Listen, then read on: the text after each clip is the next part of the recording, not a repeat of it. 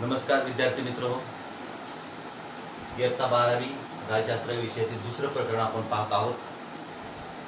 हा आपला या प्रकरणाचा दुसरा व्हिडिओ. 1991 नंतरच्या महत्त्वाच्या संकल्पना आणि समस्या यातील विशेषतः जागतिकीकरण ही संकल्पना अभ्यासत असताना आपण आतापर्यंत जागतिकीकरण म्हणजे काय आणि जागतिकीकरणाचा विशेषतः आर्थिक आणि राजकीय बदलांमुळे सामाजिक आणि सांस्कृतिक घटकांवर काय परिणाम होतो त्यातील आपण आर्थिक घटक अभ्यासत आहोत. गेल्या तासामध्ये आपण आर्थिक घटकातील भांडवली गुंतवणुकीचा मुक्त संचार, जसं की आपण बघितलं 1990 पूर्वी भांडवली गुंतवणुकीचा मुक्त संचार नव्हता. भांडवल गुंतवणुकीवरती काही मर्यादा असायच्या आणि ह्या मर्यादा आणि ही बंधनं 1990 नंतर नाहीशी झाली आणि जागतिकीकरणाच्या युगामध्ये आता एखाद्या उद्योगाच्या निर्मितीसाठी जे भांडवली गुंतवणूक आहे त्याचा मुक्त संचार एका देशातून दुसऱ्या देशामध्ये व्हायला लागला. म्हणजे भारतीय कंपन्या विदेशामध्ये जायला लागल्या, विदेशी कंपन्या भारतामध्ये गुंतवणूक करायला लागल्या. विशेषतः आपण हे बघितलं की भारतामध्ये जी गुंतवणूक करणे गरजेचे आहे ती गुंतवणूक पायाभूत सुविधांमध्ये करणं गरजेचे असून ग्राहक उपयोगी सुविधांमध्ये न करता ग्राहक उपयोगी क्षेत्रामध्ये न करता पायाभूत सुविधा जसे की रस्ते, रेल्वे, जलमार्ग आणि हवाई वाहतूक यामध्ये गुंतवणूक करणं अतिशय गरजेचं आहे, जेणेकरून भारताच्या विकासाच्या दृष्टीने ते महत्त्वाचं आहे. इथपर्यंत आपण काल आलेलो होतो. आजच्या या तासामध्ये आपण मुद्दा घेतोय व्यापार या संकल्पनेत झालेले बदल. जागतिकीकरणामुळे व्यापार या संकल्पनेमध्ये कोणते बदल झाले? तसं तर व्यापार ही संकल्पना खूप जुनी आहे. मी गेल्या पाठामध्ये बोललो, अगदी प्राचीन काळापासून पाश्चिमात्य देशांना पौर्वात्य देश म्हणजे भारत, चीन यासारख्या देशांच्या वस्तूंबद्दल अतिशय आकर्षण होतं आणि त्यामुळं व्यापार हा पौर्वात्य आणि पाश्चात्य यांच्यामध्ये चालायचा जुन्या काळामध्ये. पण आता आधुनिक काळामध्ये 1991 नंतर हे व्यापाराचं स्वरूप आता कसं बदललंय. ब्रिटिश कालावधीपासून नंतर दुसऱ्या महायुद्धानंतर 1945 ते 1991 शीतयुद्धाच्या कालखंडाच्या कालावधीतला व्यापार आणि आता शीतयुद्ध संपल्यानंतर 1991 नंतरचं जे जागतिकीकरणाचं युग आहे, या नवीन संकल्पनेच्या अंतर्गत व्यापारामध्ये कोणते बदल झाले हे आपल्याला जाणून घेणं गरजेचं आहे. जसं की 1990च्या दशकानंतर व्यापाराच्या संकल्पनेमध्ये अनेक बदल झालेले आपल्याला दिसून येतात. व्यापार कशा कशा पद्धतीने बदललाय तो केवळ देशांतर्गत नव्हे तर आंतरराष्ट्रीय पातळीवरती व्यापाराचं स्वरूप आता कसं बदलत गेलेलं आहे हे आपल्याला पाहणं गरजेचं आहे. जसे की 1948 पासून आंतरराष्ट्रीय व्यापाराबद्दलचे हे नियम गॅटच्या अंतर्गत आखले जात होते.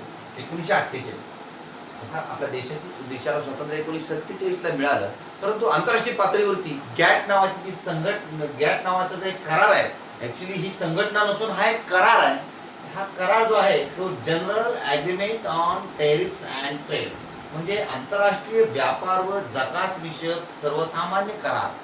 आंतरराष्ट्रीय व्यापार व जकात विषयक सर्वसामान्य करार हा करार केवळ एक करार असून तो व्यापारासंबंधीच्या राष्ट्रादरम्यानचे केलेला एक करार आहे. अनेक राष्ट्र जे आहेत आंतरराष्ट्रीय पातळीवरती व्यापारासाठी पुढे आलेली, या राष्ट्रांनी केलेला हा गॅट करार आहे. परंतु या गॅटची जागा 1995 मध्ये गॅट या कराराच्या जागी एक जागतिक पातळीवरची संघटना तयार झाली आणि त्या संघटनेचं नाव आहे WTO. W म्हणजे W for world, T for trade and O for organisation. World trade organisation म्हणजेच WTO म्हणजेच जागतिक व्यापार संघटना. या जागतिक व्यापार संघटनेनं गॅट या व्यापाराविषयीच्या आणि जकातीविषयीच्या सामान्य कराराची जागा घेतली. म्हणजे आता हा फक्त करार होता व्यापार संबंधीचा गॅट, त्याच्याऐवजी आता WTO न जागा घेतली आणि आता आंतरराष्ट्रीय व्यापारामध्ये WTO हे मध्यवर्ती किंवा महत्वाची भूमिका बजावताना दिसते. चला तर मग पाहूया WTO म्हणजेच जागतिक व्यापार संघटनेचं नेमकं काय काम आहे ते.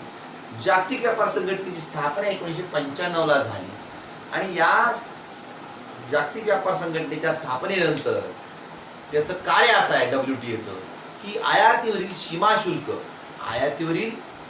शुल्क एखाद्या देशातून आपण वस्तू मागवतो दुसऱ्या देशातून आपल्या देशामध्ये, त्याला आपण आयात म्हणतो.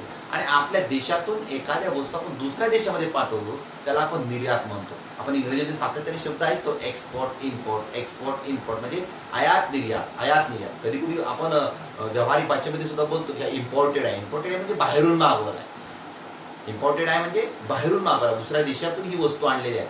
तसं आयात निर्यात हा व्यापारासाठी अतिशय महत्वाचा मुद्दा आहे.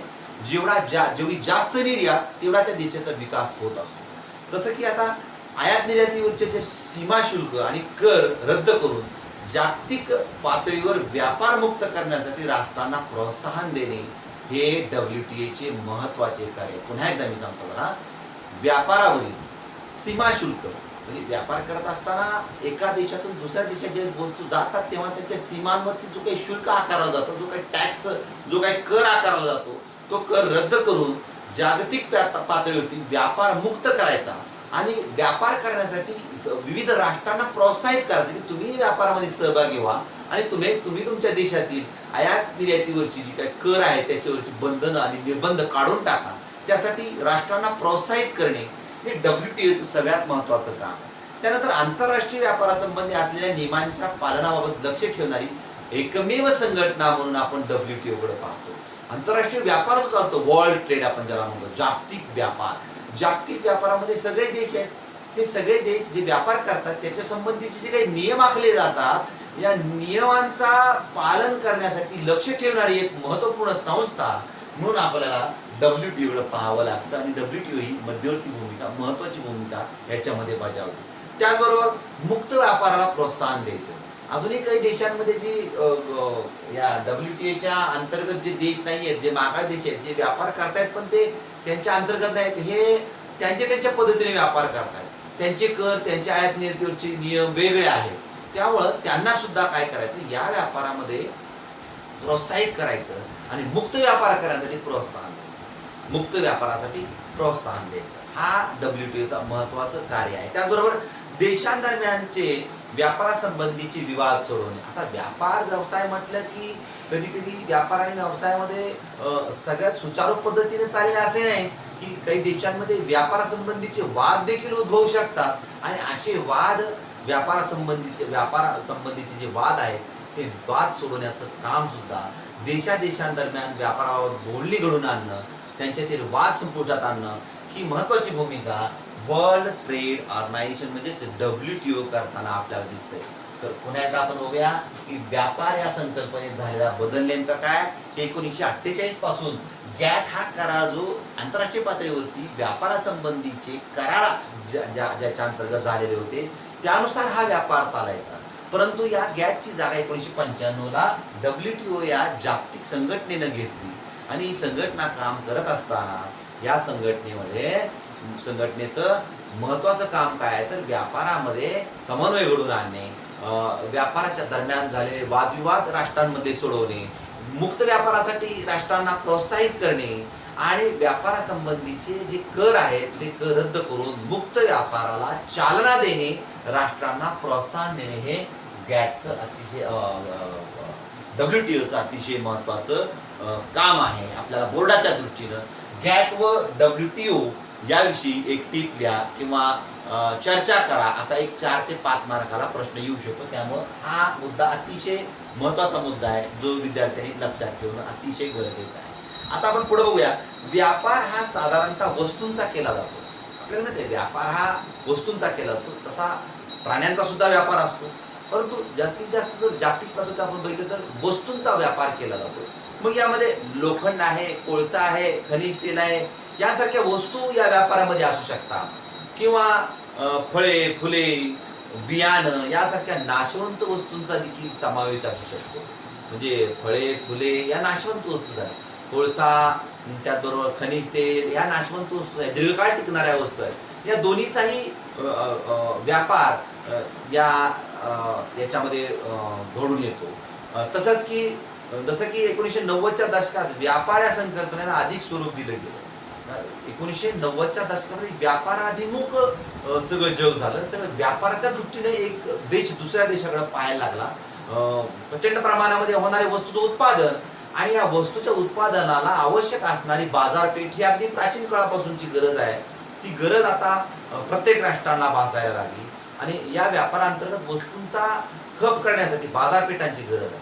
आणि हा व्यापार घडत असताना यामध्ये 1990ला व्यापाराला खूप मोठ्या प्रमाणात जागतिक पातळीवरती चालना दिली गेली. त्यात सेवा क्षेत्राची भर घातली गेली.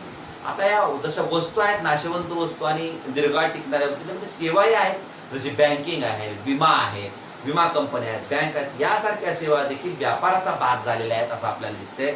आता आपल्या देशामध्ये सुद्धा आपण बघतो की वेगवेगळ्या प्रकारच्या इन्शुरन्स कंपन्या आहेत, वेगवेगळ्या विदेशी बँका आपल्या देशामध्ये काम करतायत.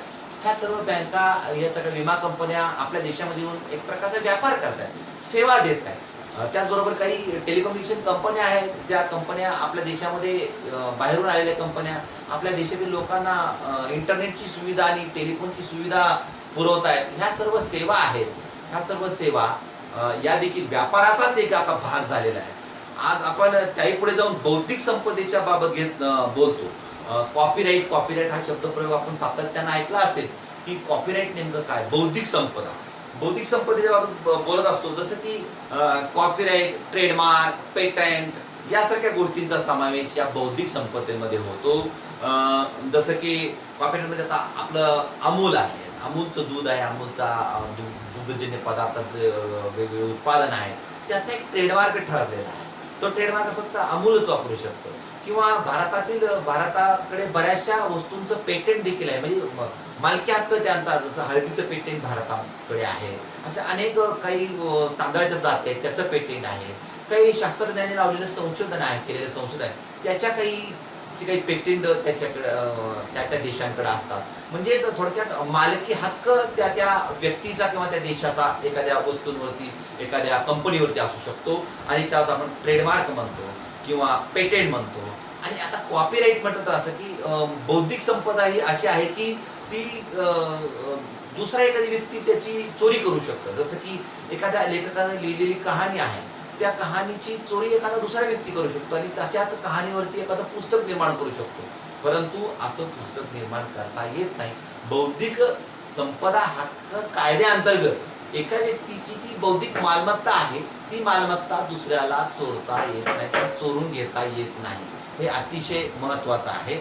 जसं की आपण गुगल पाहतो किंवा ट्रेडमार्क पाहतो किंवा वाडीलालचं आईस्क्रीम आहे किंवा मॅकडॉनल्डचा पिझ्झा आहे, बर्गर आहे, अनेक चायनीज वस्तू आहेत, पिझ्झा हटचा आहे, अशा अनेक खाद्यपदार्थातील देखील ट्रेडमार्क असणाऱ्या वस्तू आहेत. जसं आता सॅमसंगचा मोबाईल आहे किंवा वेगवेगळ्या विदेशी कंपन्या आहेत, हुंडाई सारखी मोटर व्हेकल सारखी कंपनी आहे, हे त्यांचे ट्रेडमार्क आहे त्याची. किंवा काही चित्रपट असतात, त्या चित्रपटांच्या कथा आहेत, त्याची निर्मिती आहे, ही देखील दुसऱ्या एका त्या निर्मात्याने केलेली निर्मिती असते, त्या लेखकाने तयार केली स्वतःची बौद्धिक मालमत्ता असते, ती दुसऱ्या कोणालाही चोरता येत नाही. त्याच्याविषयीची चौकशी किंवा त्याचे अधिकार मिळवून घ्यावे लागतात आणि मग ती वापरता येते. हा झाला बौद्धिक संपदेचा भाग.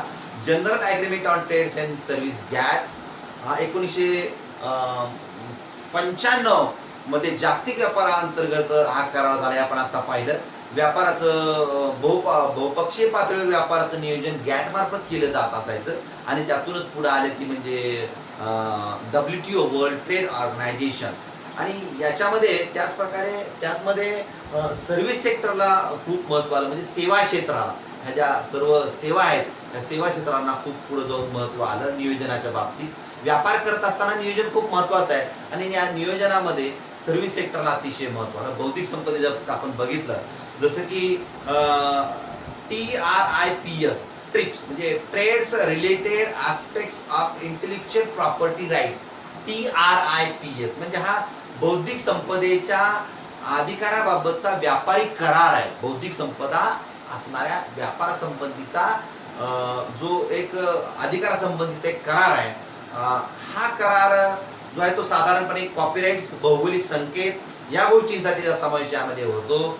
औद्योगिक इंडस्ट्रियल डिझाईन्स असतील काही, त्या सुद्धा यामध्ये येतात. इंटिग्रेट सर्किट्स, पेटेंट, ट्रेडमार्क असतात. काही वस्तू पाहतो आपण त्याच्यावरती टी लिहिलेलं असतं बघा, TM ट्रेडमार्क, म्हणजे त्या वस्तू त्या कंपनीचं त्याला ट्रेडमार्क आहे, ते ट्रेडमार्क सुद्धा कोणाला चोरता येत नाही, कोणाला घेता येत नाही. बौद्धिक संपदा अधिकारांची अंमलबजावणी करण्यासाठी प्रक्रिया, उपाययोजना आणि वाद निवारण या गोष्टी देखील मध्ये आहेत. म्हणजे जो TRIPS, trade related aspects of intellectual property right. Right म्हणजे तो अधिकार आहे, हा बौद्धिक संपदेच्या अधिकाराबाबतचा व्यापारी करार या अंतर्गत विविध प्रक्रियांची उपाययोजना आणि वादविवादाचं निवारण करणं या देखील गोष्टींचा समावेश होतो. धन्यवाद. जागतिकीकरण यामधील आपला आर्थिक घटक हा मुद्दा चालू असताना आता आपण व्यापार या संकल्पनेत झालेले बदल हा मुद्दा पाहिला. यानंतरचा मुद्दा आपण पाहत आहोत तो म्हणजे ट्रान्सनॅशनल कंपन्यांचा उदय. ट्रान्सनॅशनल कंपन्यांचा उदय हा आर्थिक घटकातून झालेला तिसरा मुद्दा आपण अभ्यासत आहोत. यामध्ये नेमका बदल काय झाला की ट्रान्सनॅशनल कंपन्या काय आहेत, त्यापूर्वी आपल्याला बहुराष्ट्रीय कंपन्या म्हणजे काय किंवा त्या कशा असतात याविषयीची आपल्याला थोडी माहिती देणं गरजेचं आहे. अशी कंपनी असते जिचे एका राष्ट्रात मुख्यालय असतं परंतु ती अनेक देशात कार्यरत असते. अशी कंपनी जिचं मुख्यालय एका राष्ट्रात असतं परंतु ती कार्य अनेक राष्ट्रांमध्ये करत असते. त्यापैकी काही जर आपण उदाहरणं बघायची झाली तर ती उदाहरणं म्हणजे बजाज, डाबर, ONGC तेल उत्पादक भारत सरकारची कंपनी, किंवा आदित्य बिर्ला कंपनी, किंवा अमूल दुग्ध उत्पादन करणारी कंपनी, किंवा गोदरेज, विप्रो यासारख्या कंपन्या या बहुराष्ट्रीय कंपन्यांचं उदाहरण आपण घेऊ शकतो. पुन्हा एकदा बघा, बहुराष्ट्रीय कंपन्या म्हणजे काय, तर ज्या कंपन्यांचं मुख्यालय एका देशामध्ये असतं आणि त्याचं कार्य जे आहे ते जगभरातील इतर राष्ट्रांमध्ये चालू असतं, तिथंही त्याचं उत्पादन सुरू असतं, परंतु मुख्यालय एका देशामध्ये कुठं ते असतं, त्या कंपनीला बहुराष्ट्रीय कंपन्या असं म्हणतात. आणि बहुराष्ट्रीय कंपन्यांचाच एक भाग म्हणून ट्रान्सनॅशनल कॉर्पोरेशन ही संकल्पना येते. या बहुराष्ट्रीय कंपन्यांचाच एक प्रकार आहे ट्रान्सनॅशनल कॉर्पोरेशन. या कंपन्या कोणत्याही एका राष्ट्राला बांधील नसतात. बघा, या कंपन्या कोणत्याही एका राष्ट्राला बांधील नसतात. आपण बहुराष्ट्रीय कंपन्यांमध्ये काय बघितलं तर एकाच राष्ट्रामध्ये त्याचं मुख्यालय असतं आणि इतर राष्ट्रांमध्ये त्याचं कार्य चालू असतं. परंतु ट्रान्सनॅशनल कॉर्पोरेशन ह्या ज्या कंपन्या त्याच्यामध्ये बहुराष्ट्रीय कंपन्यांचाच एक प्रकार आहे, परंतु त्या कोणत्याही एका राष्ट्राला बांधील नसतात. त्यांचे एकाच राष्ट्रात मूळ स्थान नसतं. काही ट्रान्सनॅशनल कंपन्यांचं उदाहरण जर आपण घेतलं तर आपण नेस्ले कंपनी बघतो. नेस्लेचं आपण कॉफी किंवा नेस्लेचं चॉकलेट आपण पाहतो.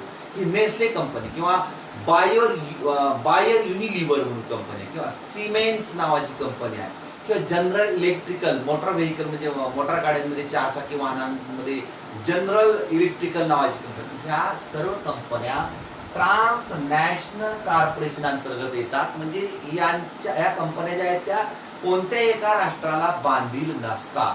आता सेवा क्षेत्र ही आपल्याला जाणून घेणं गरजेचं आहे की हे 3 पारंपरिक आर्थिक क्षेत्रांपैकी तिसरं क्षेत्र आहे. अर्थशास्त्रामध्ये हे 3 क्षेत्र दिलेले आहेत: प्राथमिक क्षेत्र, द्वितीय क्षेत्र आणि तृतीय क्षेत्र. आता प्राथमिक क्षेत्रामध्ये जर बघितलं तर शेती, खाणकाम आणि मासेमारी हे प्राथमिक क्षेत्रामध्ये येतं. अर्थव्यवस्थेत एक संकल्पना आहे. तर दुसरं क्षेत्र जे ते उत्पादन क्षेत्रामध्ये येतं. ज्या काही कंपन्या उत्पादन करतात, लोह, पोलाद, जे काही उत्पादन आहे ते करतात, कंपन्या वस्तूंची निर्मिती करतात, ते दुसरं क्षेत्र झालं. आणि आर्थिक क्षेत्रामधलं तिसरं क्षेत्र म्हणजे सेवा क्षेत्र, ज्याला आपण म्हणतो सर्व्हिस सेक्टर. ते तिसरं क्षेत्र जे आहे ते सेवा पुरवायचं काम करतं. खानपान, हाऊसकीपिंग, सुरक्षा इत्यादी विषयीची, किंवा विमा कंपन्या, बँका, इंटरनेट, किंवा बस सेवा, विमान सेवा, ह्या जे सेवा जे पुरवतं हे अर्थशास्त्रातलं किंवा आर्थिक क्षेत्रांमधलं तिसरं क्षेत्र आहे. प्रथम क्षेत्र जे आहे ते शेती, मासेमारी, खाणकाम. द्वितीय क्षेत्र जे आहे ते उत्पादन क्षेत्र, जिथं प्रोडक्शन तयार होतं, जिथं वस्तूंची निर्मिती केली जाते. आणि तिसरं क्षेत्र म्हणजे सेवा क्षेत्र. आता सेवा क्षेत्र सुद्धा व्यापाराचाच एक भाग आहे. यासाठी आपण या ठिकाणी सेवा क्षेत्राचा उल्लेख करतो.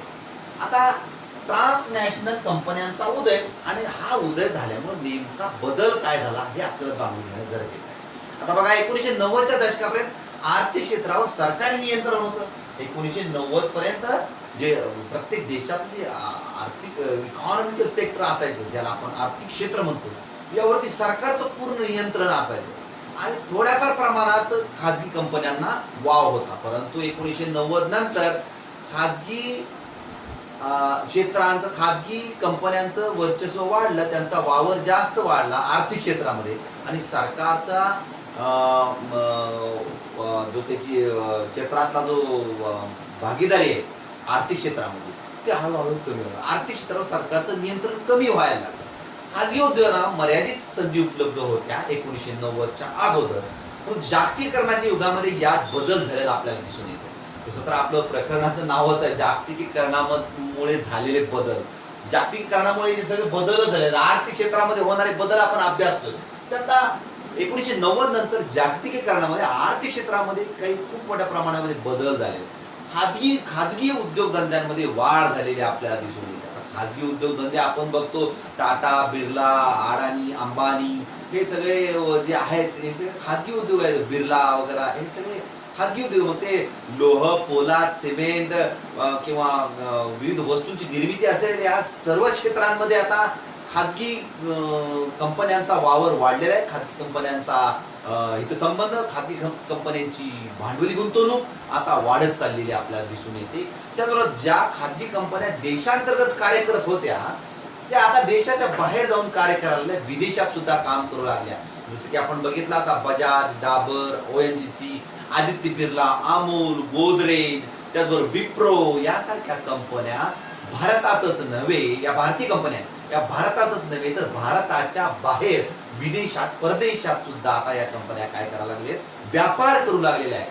त्याचं रूपांतर बहुराष्ट्रीय कंपन्यांमध्ये झालेलं आहे. आता बहुराष्ट्रीय कंपन्या आपण बघितलं, ज्या कंपनीचं मुख्यालय एका देशामध्ये असतं आणि त्याचं कार्य मात्र विविध देशांमध्ये असतं, त्या कंपन्या आपण बहुराष्ट्रीय कंपन्या म्हणतो. भारतातील अशा बहुराष्ट्रीय अनेक कंपन्या विविध राष्ट्रांमध्ये काम करताना आपल्याला दिसतात. आज आपण ट्रान्सनॅशनल कंपन्यांचा उदय झालेला देखील पाहतो. ट्रान्सनॅशनल कंपन्या म्हणजे या कंपन्यांमध्ये कंपन्या कोणत्याही एका राष्ट्राला बांधील नसतात. त्याची उदाहरण आपण बघितली, Nestle, Siemens, general electrical company, ह्या कंपन्या कुठल्याही राष्ट्राला बांधील नाहीये. हा बदल मुख्यतः खाजगी क्षेत्रात झालेला आहे. या सर्वांचा सर्वसामान्य माणसांवर परिणाम निश्चित प्रमाणात होतो, आणि हा नेमका परिणाम काय होतो सर्वसामान्य माणसांवरती हे जाणून घेणं आपल्याला गरजेचं आहे. आता हे जाणून घेत असताना ज्यावेळेस ट्रान्सनॅशनल कंपन्यांचा उदय होतो किंवा बहुराष्ट्रीय कंपन्या एका देशात त्यांचं मुख्यालय असते, दुसऱ्या देशामध्ये त्यांचा वावर असतो, तिथं निर्मिती करतात, या सर्व गोष्टींमुळे सर्वसामान्य कॉमन मॅन, सर्वसामान्य साधारण माणसाच्या जनजीवनावरती काय परिणाम होतो, तर सर्वात महत्त्वाचा परिणाम म्हणजे कुशल व अकुशल कामगारांच्या बाबतीत होणारा परिणाम. आता कुशल आणि अकुशल कामगारांच्या एका राष्ट्रातून दुसऱ्या राष्ट्रांमध्ये स्थलांतर होत असताना आपल्याला पाहायला मिळतंय. आता आपण सातत्याने नेहमी बघतो, आपल्या आजूबाजूचे अनेक लोक असतात किंवा व्यवसायाच्या निमित्तानं, कामाच्या निमित्तानं हे लोक काय करतात, दुबईमध्ये किंवा जसं की पश्चिम आशिया. आता पश्चिम आशिया म्हणजे हाच भाग, म्हणजे अरब कंट्री ज्याला आपण म्हणतो, अरब राष्ट्रे. अरब राष्ट्रांमध्ये भारतातील कुशल आणि अकुशल कामगारांचे दोन प्रकार आहेत बघा, कुशल आणि अकुशल. कुशल कामगार म्हणजे असे कामगार ज्यांना काहीतरी कौशल्य आहे, ज्यांच्याकडे काहीतरी स्किल आहे, आणि ज्या कामगारांकडे कोणत्याही प्रकारचं कौशल्य आणि स्किल नसतं, अशा कामगारांना आपण अकुशल कामगार म्हणतो. कुशल कामगार आणि अकुशल कामगार. आता त्याच्या कुशल कामगारांना व्यवसाय मिळतो, कुशल कामगारांना काम मिळतं, परंतु अकुशल कामगारांना वाटेल ती कामं करावी लागतात, कारण त्यांच्यावर कुठल्याही प्रकारचं स्किल नसतं. मग असे कुशल आणि अकुशल कामगार हे काय होतात, एका देशातून दुसऱ्या देशामध्ये स्थलांतरित होतात. जसं की पश्चिम आशियामध्ये, अमेरिकेमध्ये, युरोपमध्ये या ठिकाणी काम करत आहेत. त्याचबरोबर खाजगी क्षेत्राच्या वाढीमुळे सेवा क्षेत्रात रोजगाराच्या संधी सुद्धा वाढलेल्या आहेत. आता हे जशा या कंपन्या आल्या, खाजगी कंपन्या सगळ्या आल्या, त्या कंपन्यांमुळे सेवा क्षेत्राच्या रोजगारात संधी वाढली, विविध सेवा आता ची गरज भासायला लागली, आणि त्यामध्ये रोजगाराच्या संधी वाढल्या. किंबहुना मला तर असं म्हणायचंय की ट्रान्सनॅशनल कंपन्यांचा उदय जसा झाला तसा कुशल आणि अकुशल कामगारांना रोजगार मिळायला लागला, त्यांचं स्थलांतर देखील व्हायला लागलं. विविध राष्ट्रांमध्ये लोक जायला लागले कामाच्या निमित्तानं.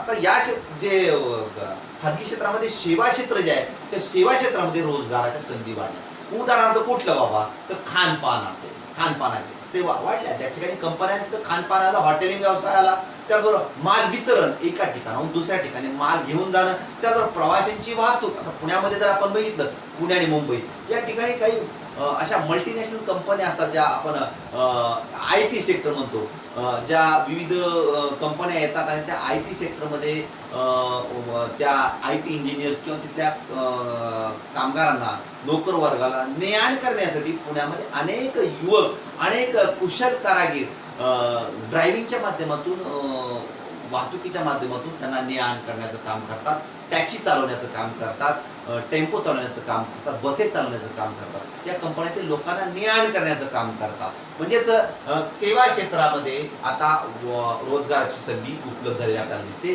दुसरा परिणाम जो आहे तो लहान उद्योग आणि दुकानांवरती झालेला आहे. आता ही बाब अतिशय महत्वाची आहे की बहुराष्ट्रीय कंपन्या किंवा ट्रान्सनॅशनल कंपन्यांचा उदय झाल्यामुळं लहान उद्योग आणि दुकानदारी यावरती सुद्धा खूप मोठं संकट आलेलं दिसतंय.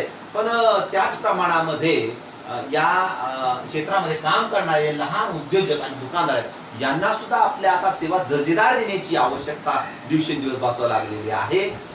लहान उद्योगांना बड्या बहुराष्ट्रीय कंपन्यांची आता स्पर्धा करावी लागते. जसं की आता जे लहान लहान छोटे छोटे उद्योग आहेत त्या, आता मोबाईल कंपनीचं उदाहरण घ्या. आपल्या भारतातील काही प्रोडक्शन होतं, मायक्रोमॅक्स वगैरे अशा काही छोट्या छोट्या कंपन्या आहेत. त्या कंपन्यांचं प्रोडक्शन होत असताना आता बहुराष्ट्रीय कंपनी सॅमसंग सारखी जी दक्षिण कोरियाची आहे तिच्याशी आता स्पर्धा करावी लागते. म्हणजे भारतीय कंपन्यांची स्पर्धा आता विदेशी कंपन्यांची करावी लागते. तसं दुकानदारी जी काही पारंपरिक पद्धतीने चालत असायची त्या दुकानदारीला आता स्पर्धा म्हणून मोठमोठे मॉल्स आलेले आहेत. या मॉलमध्ये सर्व सेवा सुविधा आहेत. त्याचबरोबर आता तिसरा टप्पा आणखी ऑनलाईन शॉपिंग आलेली आहे. त्या सर्व गोष्टींशी आता पारंपरिक दुकानदारांना आणि व्यावसायिकांना स्पर्धा करणं भाग पडत आहे. किंबहुना आपली कार्यक्षम पद्धतीने दुकानं चालवणं भाग पडत आहे. त्यांना आता स्पर्धेत टिकून राहावायचं आहे. आज शहरात मोठी किराणा दुकाने किंवा मॉल जरी उभी राहिली असली तरी देखील छोटे दुकानदार, भाजी किंवा फळे विक्रेता हे आज देखील ग्राहक मिळवत आहेत. ते केवळ त्यांच्याकडे असणाऱ्या गुणवत्तेमुळे आणि आवश्यक सेवेमुळे. आवश्यक सेवा जे लोक देतात त्यांचे व्यवसाय आज देखील टिकून आहेत हे आपण विसरता कामा नये. आता तिसरा परिणाम झालेला तो शेती क्षेत्रावरती झाला. शेती क्षेत्रावरती तिसरा परिणाम शेतीच्या संदर्भात आपल्याला बघायला मिळतो. आज शेतकरी आपला माल मोठ्या कंपन्यांना मध्यस्थीशिवाय विकू शकतो. अगदी जर थोडं जुन्या काळामध्ये बघितलं तर शेतकऱ्याला माल विक्रीसाठी मध्यस्थाची गरज भासायची. त्याला आपण ब्रोकर म्हणतो, दलाल म्हणतो किंवा एजंट म्हणतो. आता शेतकरी आपल्या शेतात उत्पादित झालेला माल थेट विकू लागलेला आहे. आणि थेट विकत असताना बहुराष्ट्रीय कंपन्यांनी नवनवीन तंत्रज्ञान आणलेलं आहे. या सर्व तसेच भारतीय मालाला नव्या बाजारपेठा खुल्या केलेल्या आहेत. उदाहरणार्थ बघा, भारत समुद्री उत्पादनामध्ये पुढे आहे. जसे की कोळंबी, मासेमारी, विविध दर्जेदार मासे सुद्धा आपण निर्यात जपानला करतो. कोळंबीची निर्यात आपण जपानला करतो. मांस आहे विविध प्राण्यांचं. त्याचबरोबर तांदूळ आहे, तांदळाच्या अनेक जाती, त्याचं उत्पादन. आपण तांदळाची निर्यात मी गेल्या पाठामध्ये सांगितलं की अरब राष्ट्रांमध्ये आपण उत्तम प्रतीचा तांदूळ निर्यात करतो. मसाल्यासाठी तर आपला देश प्रसिद्धच आहे. अगदी ब्रिटिशांनी सुद्धा मसाल्याचा व्यापार, चहा, कॉफी, मसाल्याचे पदार्थ हा तर आपल्या देशाच्या व्यापाराचा कणा आहे. ताजी फळे, आता फळाबागांमध्ये सुद्धा खूप मोठ्या प्रमाणामध्ये क्रांती झालेली आहे. तसंच भाज्या आहेत, साखर आहे, साखरेचं उत्पादन खूप मोठ्या प्रमाणामध्ये आपण करतो. त्याचबरोबर कॉफी आहे. आपण कर्नाटकच्या काही खालच्या भागामध्ये गेलो तर कॉफीचं उत्पादन होतंय. भुईमुग आहे, काजू आहे किनारपट्टीवरती, इत्यादी गोष्टींची आपण आता निर्यात करतोय. खरं म्हणजे भारत हा निर्यातीमध्ये कृषी उत्पादनावरती जास्त आधारित आहे. आणि जास्तीत जास्त आपण जर कोणती निर्यात करत असू तर कृषी आधारित उत्पादनाची निर्यात आपण इतर देशांना करतो. शिवाय आपण तयार कपड्यांची देखील निर्यात करतो, हे विसरता कामा नये. या माध्यमातून आपण आता आर्थिक घटक हा मुद्दा या ठिकाणी संपवतोय. आर्थिक घटक या मुद्द्यानंतर पुढचा मुद्दा आपण अभ्यासणार आहोत. जागतिकीकरणाच्या माध्यमातून राजकीय बदल कोणते घडून आले हा मुद्दा आपण पुढच्या तासामध्ये पाहूया. धन्यवाद.